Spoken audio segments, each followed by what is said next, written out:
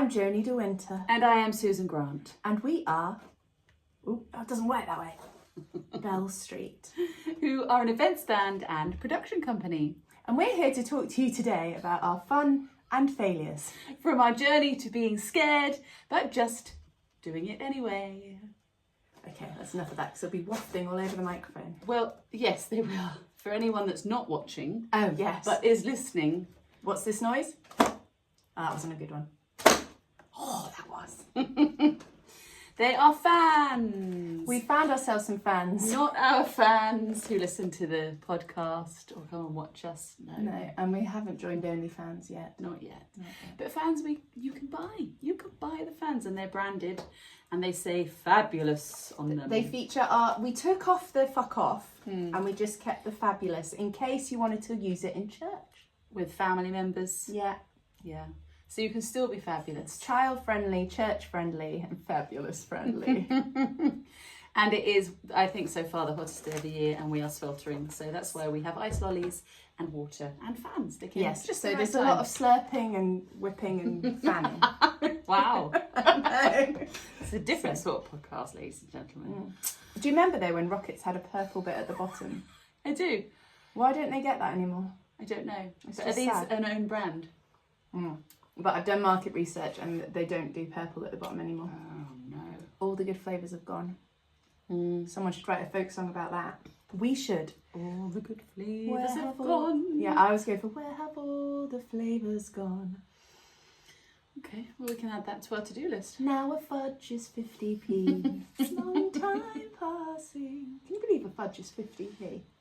Oh, I'm still upset that the Monster Munch are so small. Right. Anyway, come on. Sorry. Distracted. We'll cut all Serious. that out for the audio. Serious Right. chat. You got your lolly coaster. Yes, lolly coaster. I need a lolly coaster as well, actually, just in case. There we go. That's a fan coaster. That's going to be very loud, isn't it? I'm just going to hold it.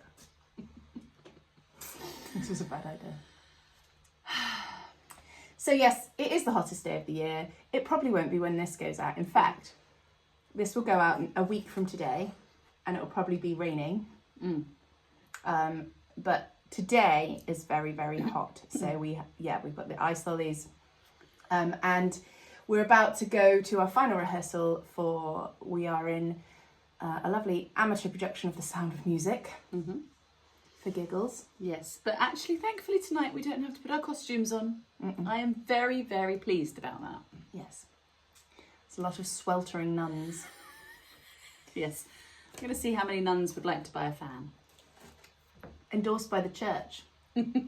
Excellent. So yes, we are so we're hot and we're tired, but we're showing up because that's what we have to do.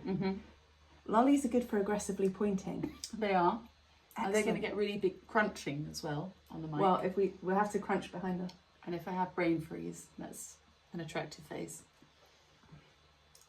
Okay. Anyway, what are we going to talk about today? What did we decide? We decided we were going to talk about our creative choices Yes. with our cabaret, and why we've chosen to put in what we're putting in, because actually the message behind the cabaret is important to us. Although it's incredibly funny, it goes along the theme of the things that we are interested in and want to support and want more people to be talking about. So for anyone who hasn't been listening, our cabaret is called Glitter, Guilt and Good Intentions, a self-help cabaret. Why did we choose to write a self-help cabaret? Well, because we've tried all the other help out there. So we only have ourselves left to help. Yeah. No, I just, some of the topics that we were talking about, the self-help appeared. Although we were questioned by somebody as to whether it should be there. Because someone did suggest people wouldn't get the humour and might turn up and expect self-help. some help, which will not be the case. No. Unfortunately. Well, but I would have thought from the poster, it sort of gives it away that it's not going to be that serious.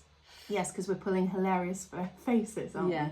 And anyone who knows us, like locally, when we take this to the Fringe this time, a majority of people sort of have heard of us or know what we do, so it's not going to be serious, particularly. So, but and we put that tagline on it, didn't we? Because we wanted to make it clear, like we've said quite a few times, when you're not clear enough to your audience with what they're expecting, people don't buy tickets. So we wanted to make it very clear, and we were like, well, this is what it is. We're talking about stuff we have to try and deal with. And actually, in the tagline, it now says a self-help comedy cabaret. So we've told you it's going to be hilarious. You've been warned.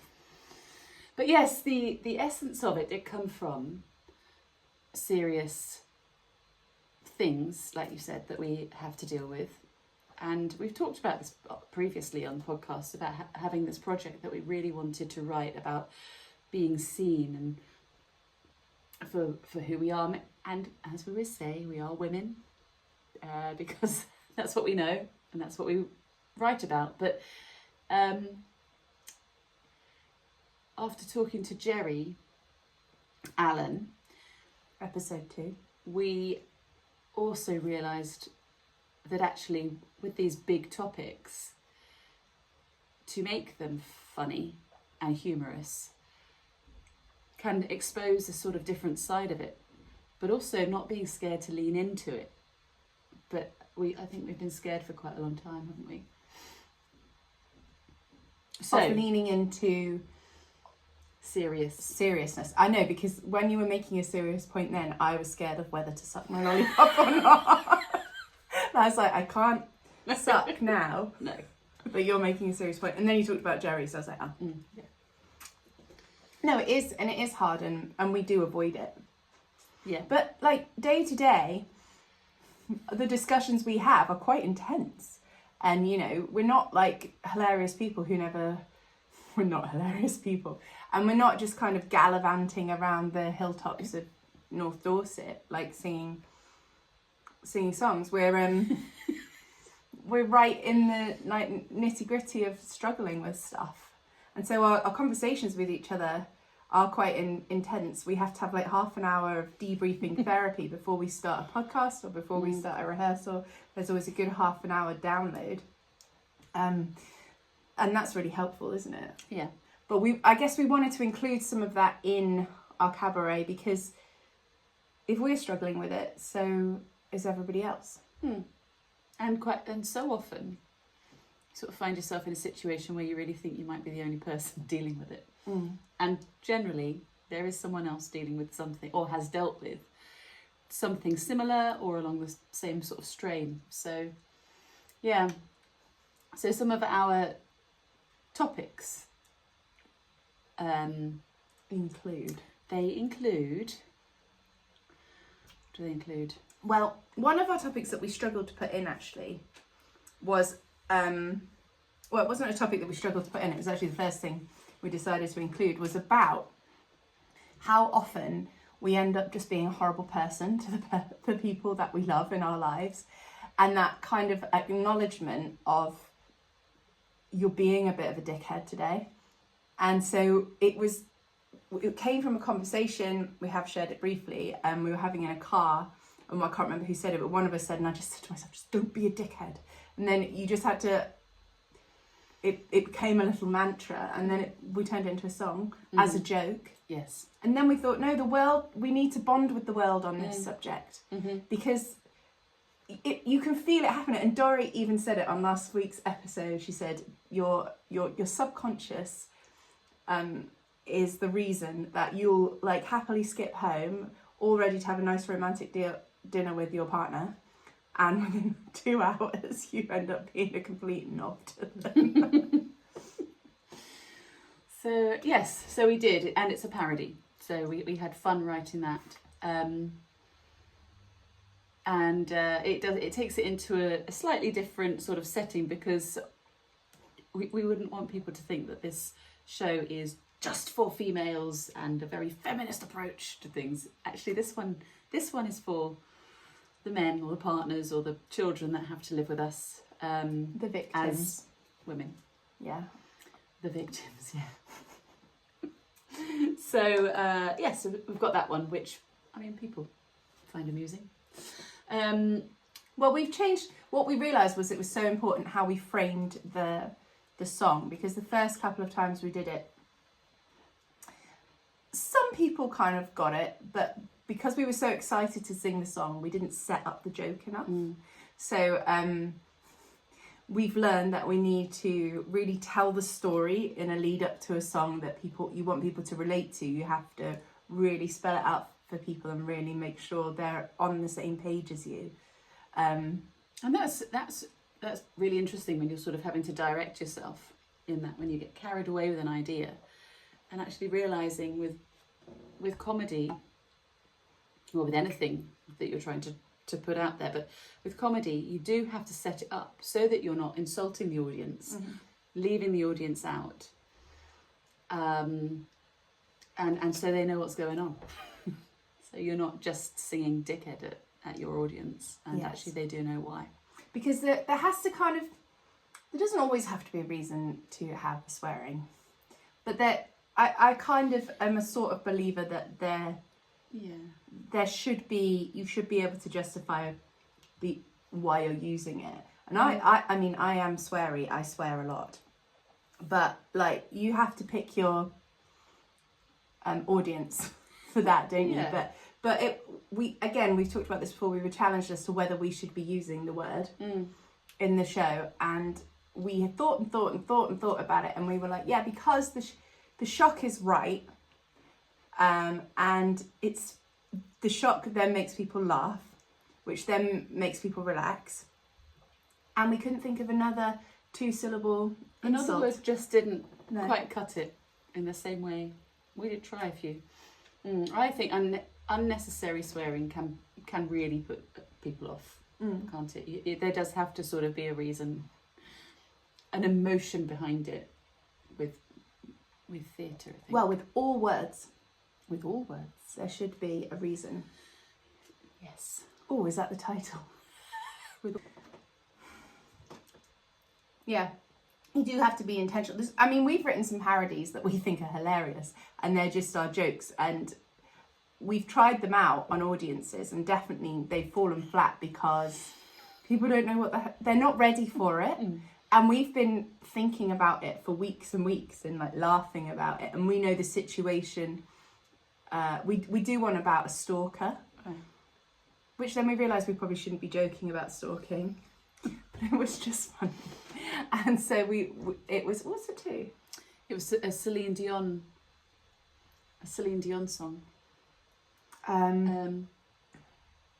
Tell him.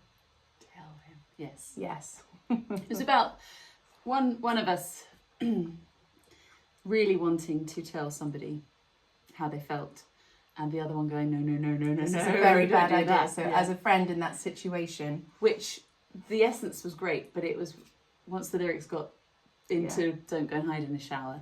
Yeah. But it was funny. It was. But funny. The thing is, we would throw it into a pub set. Yeah. And no one was ready for it, were they? No one's genuinely ready for us. Generally ready for us, or Barbra Streisand and Celine Dion. Is it Barbra Streisand? I always get Barbara and Bette mixed up. No, it's Barbra Streisand. Yes.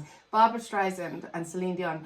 I mean, you've got to be ready for them really anyway if you're just going to belt Tell Him Out in a pub. And then if you're going to change all the words and talk about being completely nuts, people aren't ready for it. Yeah. So, lesson learned. But we should work out how to revisit that song. Yeah, it was fun. So yes, and then I think probably my favourite parody is our yoga parody. And the story behind that is because, well, we wrote it actually last year for last year's Fringe Cabaret, and it went down very well. But unlike us in a yoga class. And once again, we have to take most of our clothes off to try and prove the point of doing yoga. Yeah, once again, we end up in some kind of Spanx situation. It's not sexy at all. But yeah, so we I'm glad we finished our lollipops. Me That was too. quite stressful. I was really worrying about that bit where it's all going to fall off. Yeah. Okay. Well, Anyway. now we've just got sticky hands, but that's fine. Serious now. What? We were talking about Spanx. So, yeah. It came from thinking we were going to be great at yoga. Deciding it was one of our first steps to, like, on this journey of like, right, I'm going to sort my life out. What are we going to do? We're going to go to yoga. And we're going to make it part of our Bell Street practice. And we're going to go before rehearsal every week and really connect with ourselves and be in a brilliant place and go to yoga. And also we're going to be great at it because I used to teach fitness, you used to teach fitness, you've got a dance background. I mean, I've got a very warped Christian pop band dance background, but it's dancing all the same. And like, it was going to be good. Mm-hmm. And when then we went to the class and, you know, we were, I don't know if we still would be, but at the time we were the youngest there because it was a daytime class. So there's a lot of kind of retired people. And we were like, this is going to be great. I probably can still get my leg behind my head. It will be fine. And it wasn't fine. Fine. No, and so the song is called The Longest Om because actually we realised the joke, again, we were driving, weren't we? And we were talking about we need to go on more drives to write some more Yeah. stuff. we were driving past, Stonehenge. Anyway, but yes, we called it The Longest Om because actually the joke was we can't even do the longest Om. Despite being the only singers in the room. And we were like, we got to the end of the class and we're like, oh, I thought to myself, I'm sure you did, at least I'm going to be able to do this bit. And I couldn't.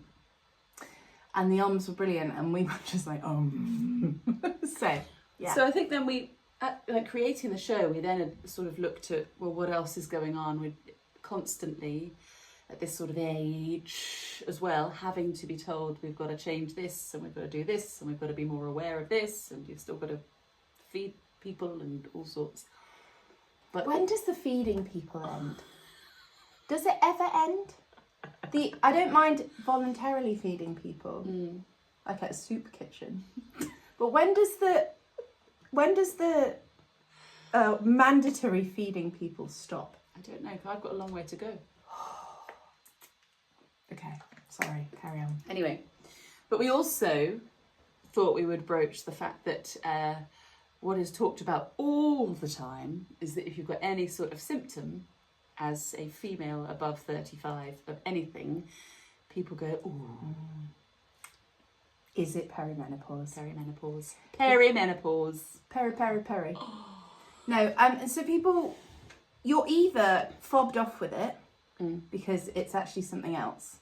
And, you know, you're just told, well, it's probably just perimenopause. But also we don't know enough about it because, like, we've only just started studying it because, you know, Davina McCall. So, and it's funny because I think we're the first generation of women who it's really available to you, a lot more information, a lot more open discussion and a lot more knowledge, which is really exciting. But that means that basically if you Google the symptoms of perimenopause, it's everything. Everything, yeah. Like itchy knees, being thirsty, a headache, like anything can be it. So we have included a song about that because we thought surely everyone else is finding this as well. Like, am I just constantly worried that, like, and please God, let it be perimenopause and not menopause, because then that means that I'm, like, old. Do you know what I mean? But then you hear the people talking who are the other side of menopause, who are just winning at life because it's the best thing that ever happened to them. And then you've got the people, I know some people who completely deny they ever had it or had any symptoms of it. So we wanted to address that. And the reason we wanted to address it is because it's trendy. Everyone can relate. And it's the kind of thing that just pops into our minds. All our parodies are normally on a drive or like a long pre-rehearsal debrief of life. And then we think, this is funny at least a bit, so we'll Yeah. write about it. Yeah. Yes. And whilst we were on a parody writing Pilgrimage? Spree. Yeah, we just thought actually we would take on another song and wrote all about being a woman who's sensational, but again, all the things that you sort of are up against. Well, there's a story behind that, isn't there? Because we had discussed a couple of times about doing a play on, not a real life play, sorry, a parody on a modern Major General, because it's fast, it's full of words, if you're clever. A Gilbert and Sullivan song from The Pirates of Penzance, if you do not know it. Or, apparently everyone else knows, the periodic table song. That I heard in my science classes. Yes. I can't remember who did it. And I think it was on the American Big guy. Bang Theory the other day. And you also sent me Harry Potter doing it. Yeah, what's his name? Anyway, Daniel Radcliffe. That's it. I was going to say Gilbert Grape. Yeah, no, he did it on Graham Norton or something. Like he remembered the whole thing. That's a party trick, isn't it? It is a party trick. Do it It's that not. quickly. But now we can do a whole parody of it, and that can be our party trick, and you can buy a ticket to it. But no, we had it in the back of our minds that it was something we wanted to mess around with a bit and see if we could make something funny around. And we were trying to write a sketchy bit for the cabaret. As in a sketch, not just Not a sketchy. dodgy bit. Yeah. A sketch. Yeah. To go as one of the links in the cabaret, and I said something like, "Oh, could we do something where we're like stood up, sat down, all over the place because you're trying to do everything and you're trying to be." And then you said, "This is it.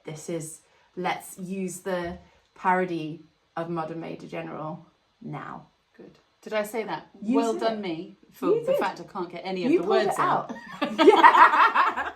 You were like, "This is definitely it. I think this is it." And then we were, as we do with all parodies, which I'm sure is the same with most creative processes, because definitely everything we do, we then give it a bit of time and see how easily it flows. And that one, I think we wrote in like an hour. And we were just going to do 2 verses, a chorus, and then just Yeah. do. And we were like, okay. And they were like, yeah, but actually, it'd be good to use the whole song if we're using a backing track. Yeah.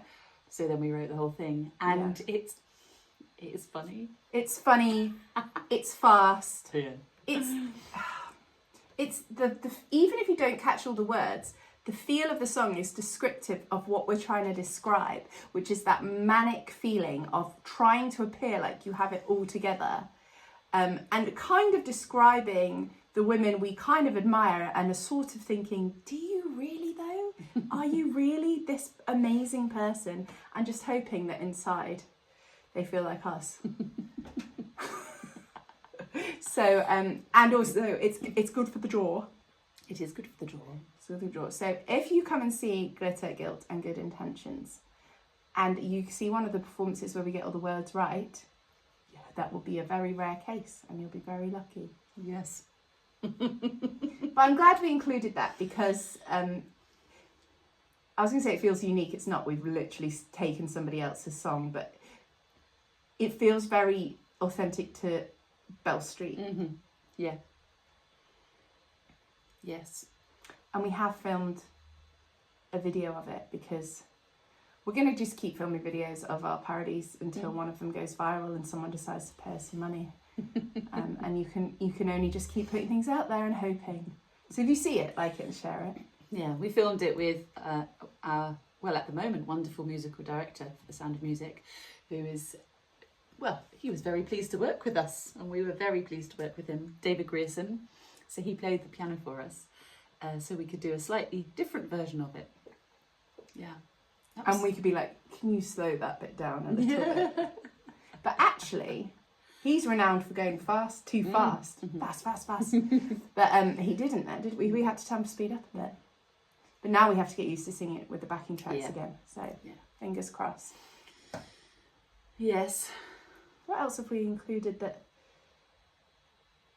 has a message? Well, can I do a loud sub? Yeah.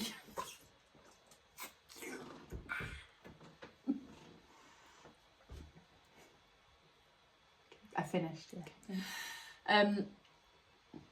Well, and again, I think we did speak about working with people and writing songs previously.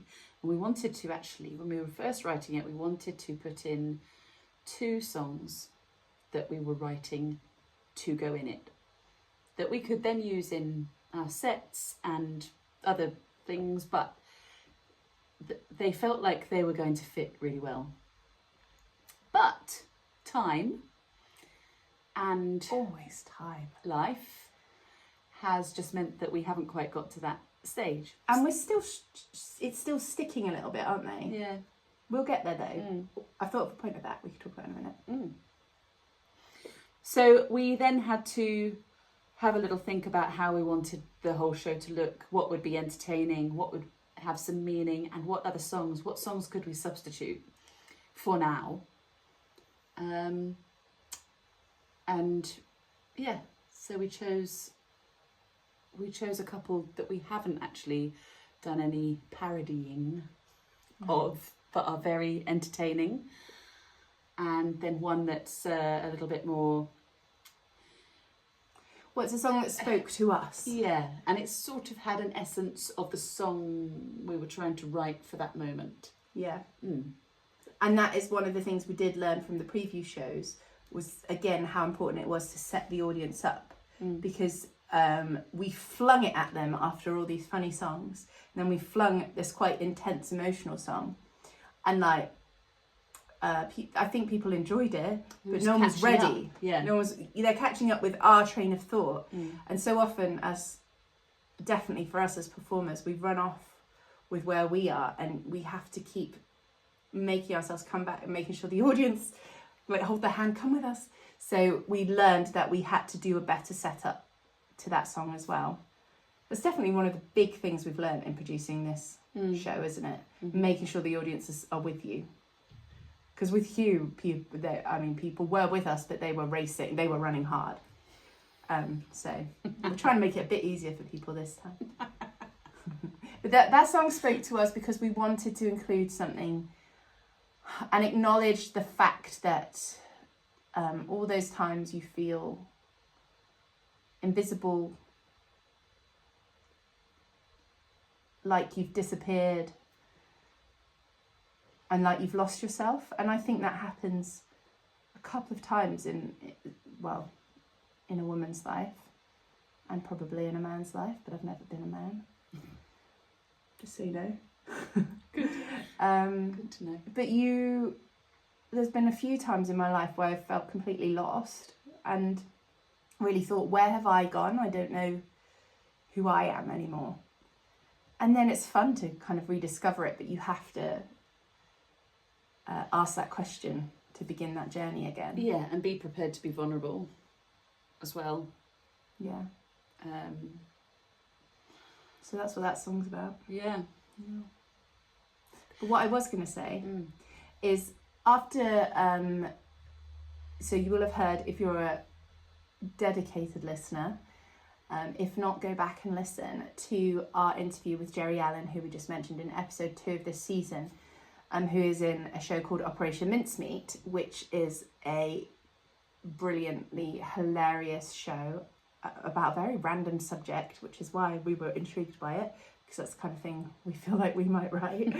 And it's funny, it's so funny, and its comedic timing is fantastic, and the songs are hilarious, the acting is brilliant, and the clown acting, that kind of, is that what it's called, clowning?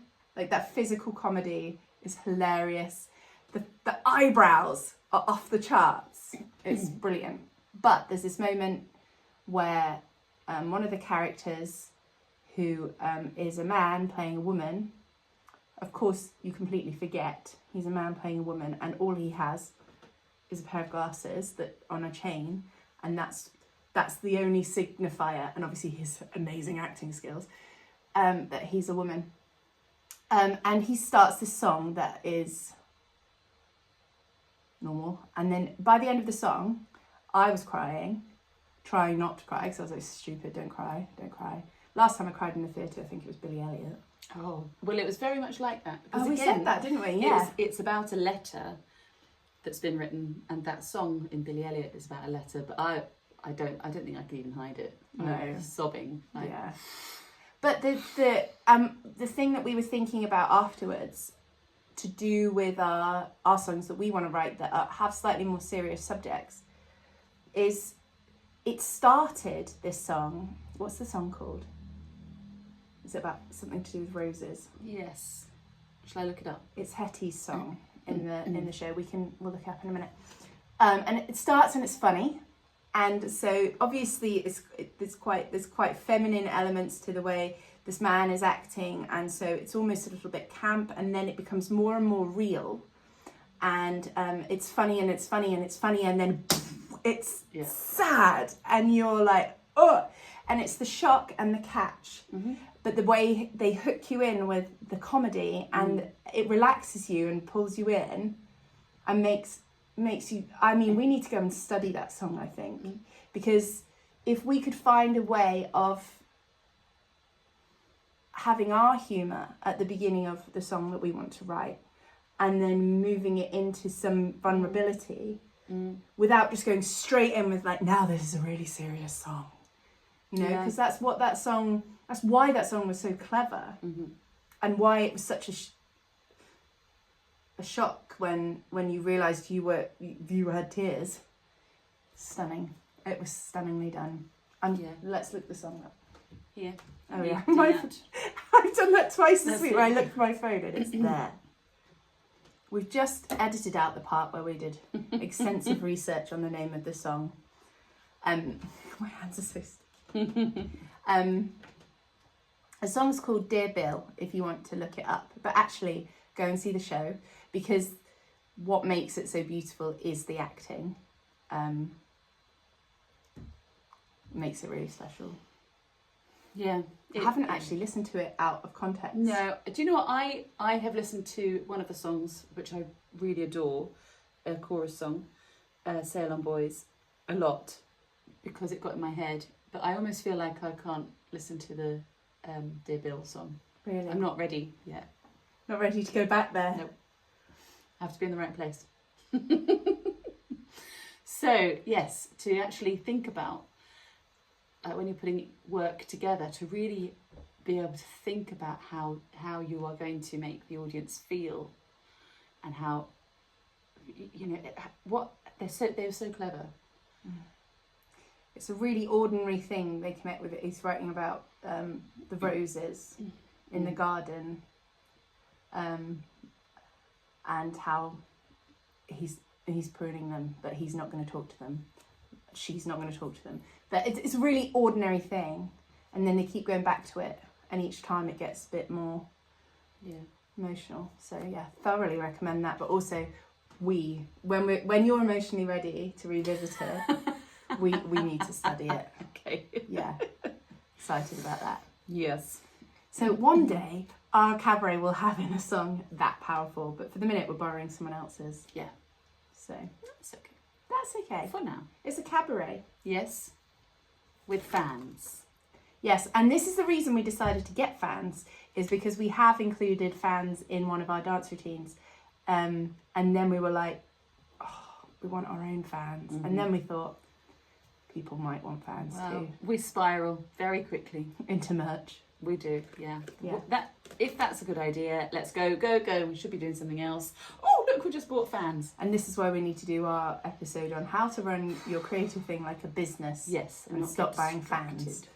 We're not ready to give any advice on that one yet. One thing about our cabaret, forthcoming cabaret, Yes. that we have sort of spoken about as well, is in other shows, we have had audience participation. Yes. Now, Hugh was very audience participation heavy, which scared a lot of people, I think. Some people loved it, some people didn't. And then last year's one-off cabaret was less involved, but we did... Go from but we did. But we did have a little bit towards the end of audience participation. Well, because we suddenly realised that people were expecting it. And for this one, we actually haven't written much in. So that's sort of tomorrow's rehearsal chat as well. Does there need to be more? Are our fans, not our fans, expecting it from us? Do they come along because that's what they like as well? So yeah, that's interesting to.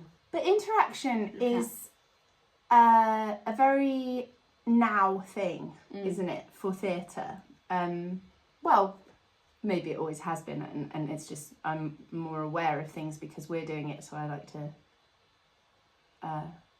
compare and stuff. But people are used to being asked to interact. If you're used to going to fringe theatre, Yes, then people do like it. But then I'm thinking, even people who don't, think about that guy who does the school assembly singing. You know, any kind of sing-along. If you get a point where everyone can be lifted up together in it, it's hard to beat that feeling, isn't it? We keep mimicking each other's hands. It's good, isn't it? it's a small technical hitch with cameras, storage. I mean, your storage was full. My storage was full, which is another analogy for modern life. My storage is full. We were talking about interaction. Yes. And I look forward to trying things out when we're developing things. I look forward to having a go and seeing what comes out. Knowing the fun thing about Shaftesbury Fringe, which is where our cabaret is in a couple of weeks, is the audience are quite predictable in that they're there for a good time. They're on board to be entertained and join in, and they're on your side. So I enjoy writing for that audience because really what you're doing is preparing for your best kind of reception, which I love. Yeah, and it's a lot of fun because, well, a lot of people we do know and we've worked with as well, and it's just fun to have everyone there. But then I'm always surprised at how many people we don't know who have turned up, and we're like, yay! Yeah, lovely. So yeah, that will be fun to work out. Yes. And of course, the ever important beginning and ending is always a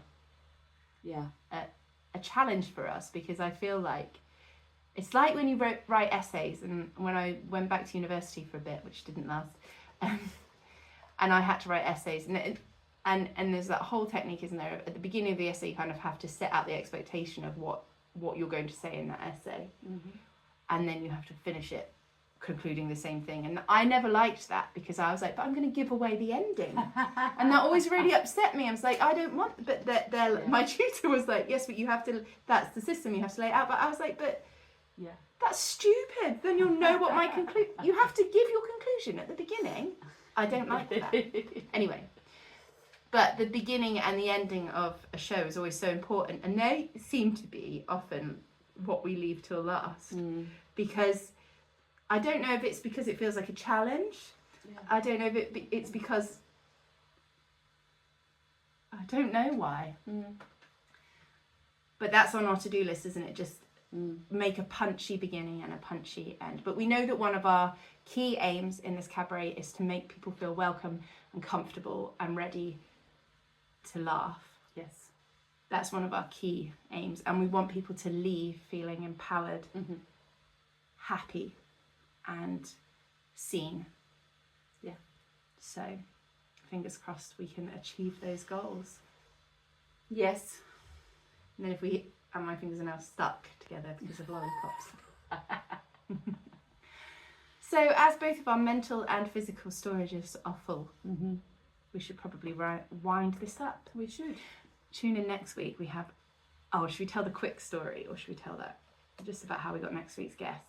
Or should we leave that for next week? Let's leave it for next week. Okay. But let's say. But join in. You will want to tune into this one. Yes. We are very excited. Well, we're excited about all our guests. Always so excited about all our guests. We've had fabulous guests. Yeah. So exciting. So, yes, we shall disappear with our fans. Ready? One more time. This is the flick we've been trying to learn. So when we were trying to, quick fan dance lesson, when we were trying to do our dances with our fans and make it all work, Susan, you are quick with a fan. I suppose I was trying to do it with my left hand as well, which is we do find harder. But anyway, our sound tech, Adam, was like, you just need to flick it out. Like, he had a. I did that it. Was a good one. That was a good one. Right, you see. So tomorrow is fan choreography in our rehearsal because we've got to get it round the right way. yes, We've got because a we lot need of- fabulous. Or maybe we should do some swaps or have 2 fans. No, because we need to sell them because we bought fans. We can't afford fans. But if you would like to buy, did we say this? I think so at the beginning. If you'd like, if you'd say it like to again. buy one of our fans, you can just message us or email us, or if you're local to Shaftesbury, we will be selling them at any of our gigs, and also in the local boobs shop, which if you don't live in Shaftesbury, it's a shop which is run by the charity Boobs, which is to support local women who have been diagnosed with breast cancer.